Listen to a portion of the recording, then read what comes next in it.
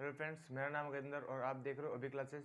तो दोस्तों, आज हम केमिस्ट्री का पहला चैप्टर उठाने वाले हैं जिसका नाम है some basic concepts of chemistry. ठीक है, तो चलिए चैप्टर को स्टार्ट करते हैं। इस चैप्टर का सबसे पहला टॉपिक है पदार्थ यानी द्रव्य। तो इस पदार्थ क्या होता है? ठीक है, पदार्थ वह होता है जिसका कुछ निश्चित आयतन हो, आकार हो या द्रव्यमान हो और वो कुछ स्थान घेरता हो। ठीक है, तो इसकी हम परिभाषा लिख देते हैं। पदार्थ पदार्थ वह वस्तु है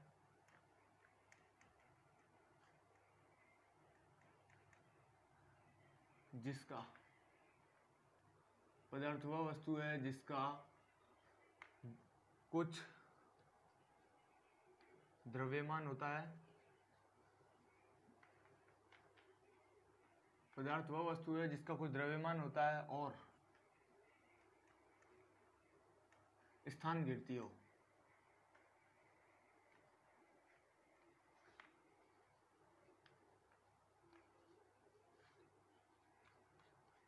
वह पदार्थ कहलाता है। ठीक है, तो इधर हमने पदार्थ की डेफिनेशन लिख ली है। पदार्थ वह वस्तु होती है, वस्तु को ही पदार्थ कहते हैं। ठीक है, वह चीज जो यानी जिसका कुछ द्रव्यमान हो, कुछ भार हो। ठीक है, कुछ भी कम या ज़्यादा कुछ भी भार हो, द्रव्यमान हो, और वह वस्तु कुछ जगह घेरती है। जैसे कि मेरे हाथ में चौक है, ठीक है, इसका कोई द्रव्यमान है। ठीक है, और ये जगह भी घेरती है। देखिए इतनी जगह इसने घेरी है, तो ये क्या है? एक पदार्थ है। ठीक है, अब पदार्थ को हम वर्गीकरण करेंगे।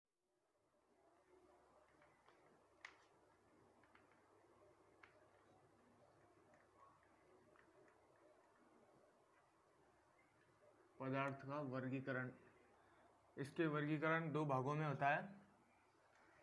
कौन कौन से समझिएगा। पदार्थ का वर्गीकरण दो भागों में होता है, एक भौतिक वर्गीकरण, दूसरा है रासायनिक वर्गीकरण। ठीक है, भौतिक वर्गीकरण और दूसरा है रासायनिक वर्गीकरण।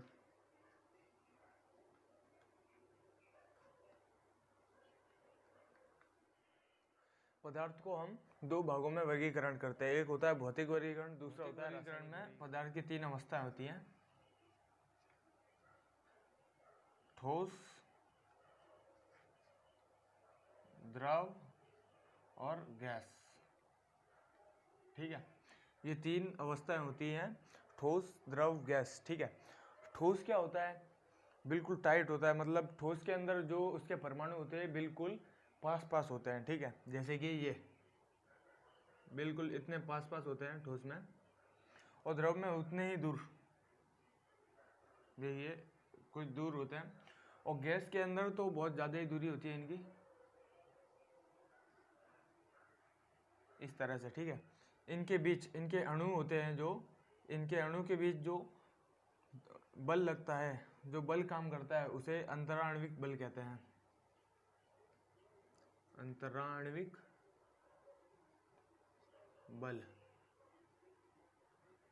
सबसे ज़्यादा अंतराण्विक बल ठोस में लगता है, उससे कम लगता है द्रव में, और जिसमें सबसे कम यानी नगण्य बल लगता है वो होता है गैस। ठीक है, द्रव में थोड़ा सा कम लगता है, और सबसे पावरफुल बल जो बल होता है वो ठोस में लगता है। ठीक है, अब हम इसके आकार के बारे में बात करेंगे।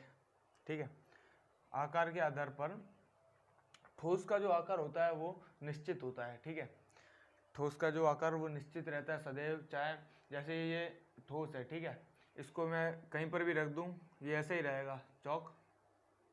ठीक है, इसमें कोई बदलाव नहीं आएगा। इसको मैं रख दूं कहीं पर भी, किसी भी ताप दाब पर रख दूं, इसमें कोई बदलाव नहीं आएगा। ठीक है, लेकिन मैं पानी को यहाँ रखूँगा तो उसका मतलब आकार, जो आकार होता है वो पूरा बदल जाएगा। जैसे कि मैंने मटके में रखा तो मटके का आकार ले लेगा, बोतल का लिया तो बोतल का आकार लेगा, उसी तरह।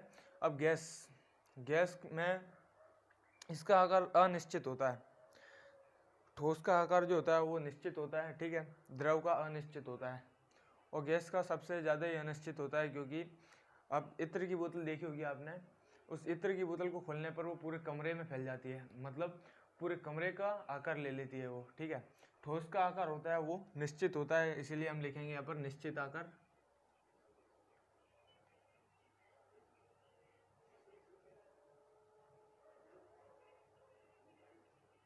ठीक है। उसी तरह द्रव का आकार अनिश्चित होता है, अनिश्चित आकार। और गैस होती है, इसका आकार भी अनिश्चित होता है, क्योंकि वो पूरे रूम का आकार ले लेता है, जिस तरह आप समझते हो, तो इसका भी अनिश्चित हो जाएगा आकार। ठीक है, हमने आकार की बात कर ली, अब आते हैं आयतन की तरफ। ठीक है, ठोस का जो आयतन होता है वह निश्चित होता है, ठीक है। और द्रव, 1 लीटर द्रव होता है, मतलब लीटर जो होता है मापन का, ठीक है, उसके अंदर 1 लीटर द्रव कुछ भी आ सकता है, चाहे आप यहाँ मापो या कहीं पर भी मापिए, उसका आयतन निश्चित होता है। परंतु गैस का आयतन निश्चित नहीं, ठोस का आयतन जो होता है वो निश्चित होता है, निश्चित आयतन।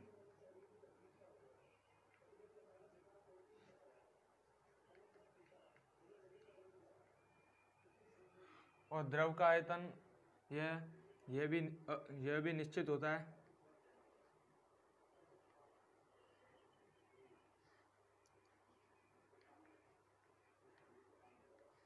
और गैस का आयतन जो होता है वो अनिश्चित होता है।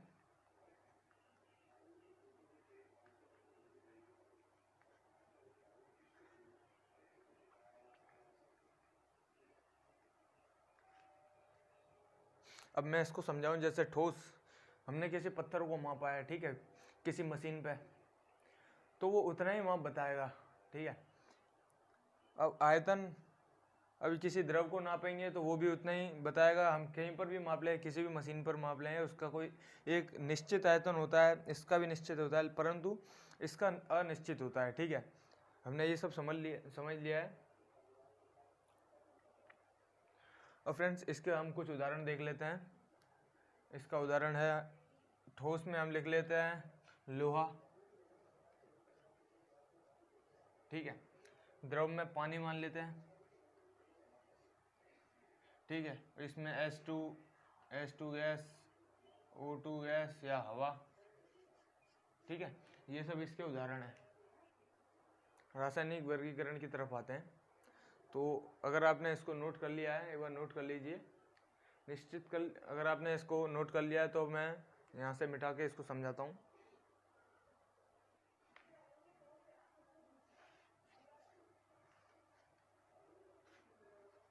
ठीक है, अब हम रासायनिक वर्गीकरण को समझेंगे, ठीक है। रासायनिक वर्गीकरण के 2 प्रकार होते हैं, एक शुद्ध पदार्थ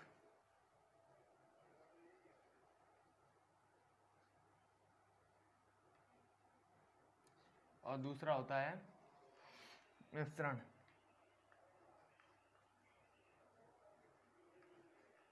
ठीक है, एक होता है शुद्ध पदार्थ, दूसरा होता है मिश्रण, ठीक है। शुद्ध पदार्थ के अंदर भी 2 भाग होते हैं,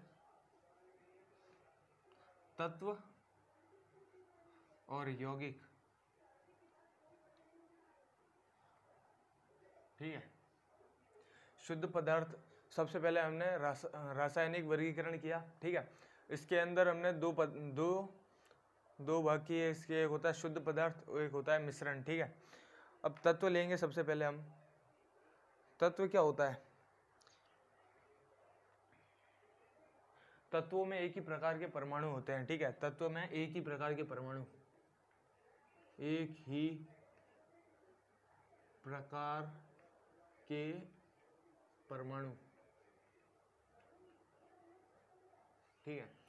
एक ही प्रकार के परमाणु, जैसे तत्व कौन सा हो गया?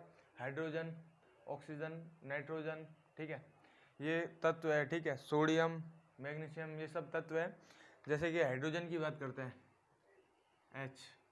H2, ठीक है, एक ही प्रकार के परमाणु होंगे, ठीक है। इसमें H 2 बार, ठीक है, ये एक तत्व हो गया है। इसमें एक ही प्रकार के परमाणु होंगे। और दूसरा होता है यौगिक। विभिन्न प्रकार के तत्वों के जो परमाणु होते हैं उनका एक निश्चित अनुपात में होता है। ठीक है,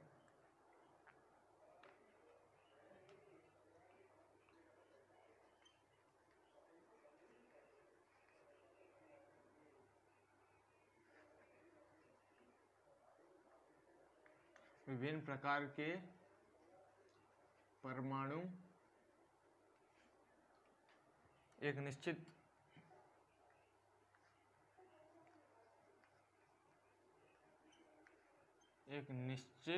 अनुपात में